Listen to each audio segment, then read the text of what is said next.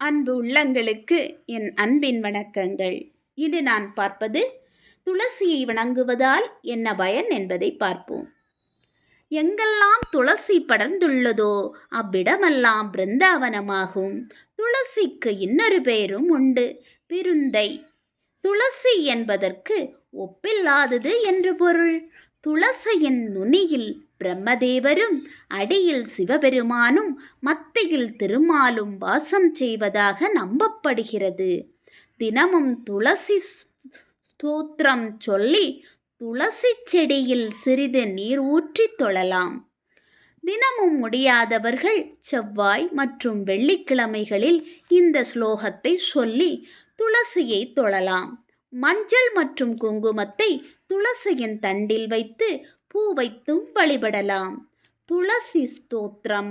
ஸ்ரீமத் துளசி அம்மா, திருவே கல்யாணி அம்மா, வெள்ளிக்கிழமை தன்னில் விளங்குகின்ற மாதாவே, செவ்வாய்க்கிழமை தன்னில் செழிக்க வந்த செந்திருவே தாயாரே, உந்தன் தாளினை நான் பணிந்தேன். பச்சை பசுமையுள்ள துளசி நமஸ்தே, பரிமளிக்கும் மூல கொழுந்தே நமஸ்தே, அற்ப பிறப்பை தவிர்ப்பாய் நமஸ்தே, அஷ்ட ஐஸ்வர்யம் அளிப்பாய் நமஸ்தே, ஹரியுடைய தேவி அழகி நமஸ்தே, அடைந்தார்க்கு இன்பம் அளிப்பாய் நமஸ்தே, வனமாலை என்னும் மருவே நமஸ்தே, வைகுண்ட வாசியுடன் மகிழ்வாய் நமஸ்தே. எவர் தன்னை பூஜை செய்கின்றனரோ அவருக்கு என்ன பலன் வந்து சேரும் என்பதை துளசியே சொல்கிறாள்.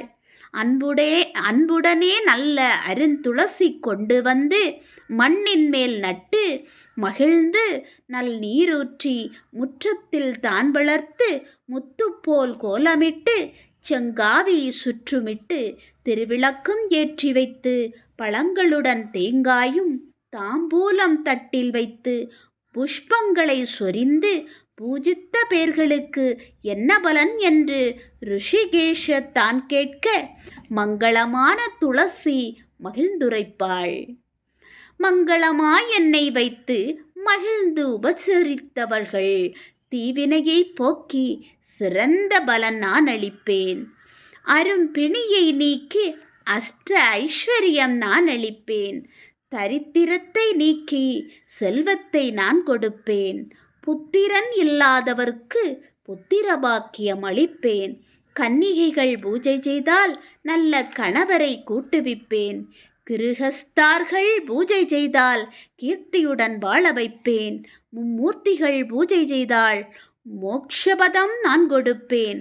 கோடி காராம்பசுவை கன்றுடனே கொண்டு வந்து கொம்புக்கு பொன்னமைத்து குளம்புக்கு வெள்ளி கட்டி கங்கைக்கரை தன்னில் கிரகண புண்ணிய காலத்தில் பாலுருவி அந்தணர்க்கு மகாதானம் செய்த பலன் நான் அளிப்பேன்.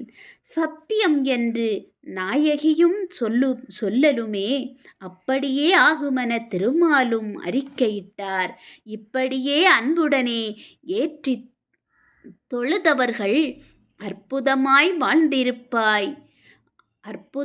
வாழ்ந்திடுவார் பிருந்தையின் அருளாலே. This video sponsored by Moat eShopping. Welcome kids. இதில் உங்கள் வீட்டிற்கு தேவையான அனைத்து பொருட்களையும் ஆன்லைனில் பர்ச்சேஸ் செய்து கொள்ளலாம். இந்த ஆப்பை நீங்கள் உங்கள் மொபைலில் டவுன்லோட் செய்து வைத்துக்கொண்டு நீங்கள் பர்ச்சேஸ் செய்து கொள்ளுங்கள். நன்றி.